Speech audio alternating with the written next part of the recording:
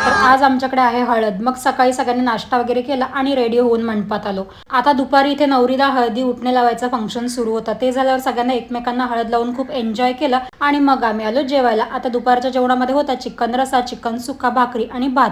सगळ्यांनी जेवून घेतलं आणि मग आलो घरी. हा मी कालपासून मँगो केक बनवायला घेतलेला, तो आज फायनली कम्प्लीट झाला आणि मग असा दिसत होता मी बनवलेला केक. त्यानंतर मग संध्याकाळी पुन्हा रेडी होऊन आलो हळदीमध्ये. घरी भरपूर पाहुणे होते त्यामुळे यायला थोडं लेट झाले. आणि ही आहे आमची जसविका नवरी आणि ही आमची पप्पीताई आणि काजल दिदी.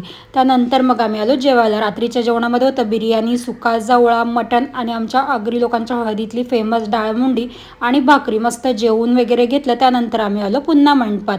आणि या आहेत माझ्या भाच्या आणि माझी बहीण आणि ही आमची वहिनी. त्यानंतर मग सगळे मस्त नाचत होते आणि मग आम्ही पण